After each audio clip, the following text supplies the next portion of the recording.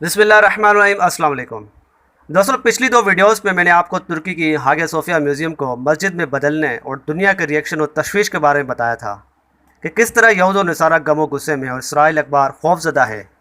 ترکی اب مسجد اقصیٰ کو آزاد کرانے کے لیے آگے بڑھے گا، جس کا حوالہ خود اسرائیلی اخبار دا جیروسلم پوسٹ میں دیا گیا تھا۔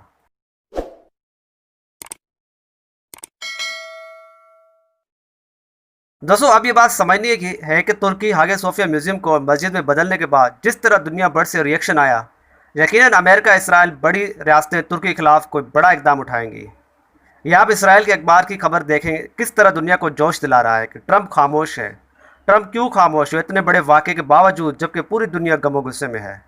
اس خبر میں مزید لکھتے ہیں کہ ہاگیا صوفیہ بازنطینی دور چرچ، جو کہ رومن شہنشاہ جسٹین اول کے زیر انتظام تھا اور 537 میں مکمل ہوا تھا۔ اصل میں بازنطینی سلطنت کے دارالحکومت قسطنطنیہ کا تاج زیور تھا، جسے عثمانی سلطنت محمد فاتح نے 1453 میں مسجد میں بدل دیا۔ مزید لکھتا ہے کہ طیب اردگان کا یہ اقدام طاقت کا اقدام ہے، اور اس اقدام سے اردگان مزید مضبوط ہو گیا ہے، اور حالیہ دنوں میں اس کی بین الاقوامی مداخلت میں توسیع ہو گئی ہے، اور ایک مرتبہ پھر انہیں ایک حد تک کامیابی حاصل ہوئی ہے۔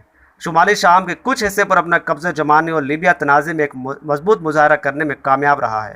اردگان ایک بار پھر دنیا کے سیاسی اسلام پسندوں کے بے مثال رہنما کے طور پر ابھرا ہے۔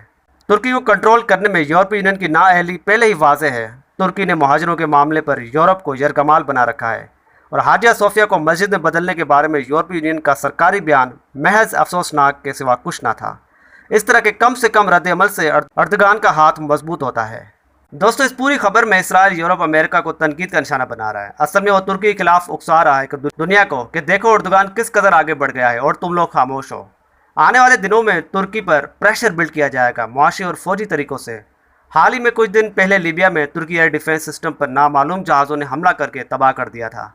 دوستو، اسی طرح لیبیا اور شام میں ترکی پر مزید حملے ہوں گے، اور ہو سکتا ہے کہ ترکی کے ٹریول ٹور پر بھی پابندیاں لگائی جائیں، اور ایکسپورٹ بھی کافی متاثر ہو سکتی ہے، کیونکہ اسرائیل پہلے ہی کہہ چکا ہے کہ ترکی خلافت کی طرف بڑھ رہا ہے اور اس کا اگلا ہدف مسجد اقصیٰ ہے۔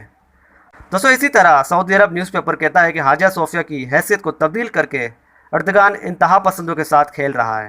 اور گلف نیوز کے مطابق یو اے ای نے ترکی سے مطالبہ کیا ہے کہ ہاگیا صوفیہ ثقافتی ورثے کو محفوظ بنایا جائے، جس طرح یونیسکو نے مطالبہ کیا، اسی طرح یو اے ای بھی وہی مطالبہ کر رہا ہے۔ دوستو، اصل میں خلافت عثمانیہ کی بحالی سعودی عرب، یو اے ای اور دیگر اسلامی ممالک بھی ترکی کے انڈر میں آ جائیں گے، جس طرح خلافت کے وقت تھے۔ اسی لیے سعودی یو اے ای کبھی نہیں چاہیں گے کہ وہ خلافت عثمانیہ واپس آ سکے اور ہماری عیاشیوں کا خاتمہ ہو۔ دوستو، آپ دیکھ رہے ہیں کس طرح ترکی کے خلاف کیمپین چلائی جا رہی ہے۔ اصل میں ترکی کے خلاف محاذ گرم کیا جا رہا ہے، میڈیا کے ذریعے ایک باقاعدہ مہم چلائی جا رہی ہے کہ ترکی کے خلاف کوئی ایکشن لیا جائے۔ خاص طور پر امریکہ اور یورپی یونین کو اشتعال دلا رہا ہے کہ ہر صورت میں ترکی کے خلاف معاشی فوجی ایکشن لیا جائے۔ معاشی طور پر ترکی ٹورزم اور ایکسپورٹ پر فرق پڑ سکتا ہے۔ اسی طرح لیبیا شام میں ترکی کو مزید حملوں کا سامنا کرنا پڑ سکتا ہے، جس طرح ترکی کی ایئر بیس کو نشانہ بنا کر تباہ کیا گیا۔ جبکہ دوسری طرف عرب ممالک ترکی پر الزام لگا رہے ہیں کہ ترکی کے اسرائیل کے ساتھ تعلقات ہیں، اسرائیل کے ساتھ مل کر کام کر رہا ہے۔ اصل میں عرب ممالک ترکی کے خلاف مسلمانوں کو الجھا رہے ہیں، جبکہ اس کے برعکس خود یو اے ای اور سعودی عرب کے اسرائیل کے ساتھ تعلقات ہیں، جس کی خبریں اسرائیل کے وزیر اعظم نے خود اپنے بیان میں یو اے ای کے ساتھ پارٹنرشپ کا اعلان کیا تھا۔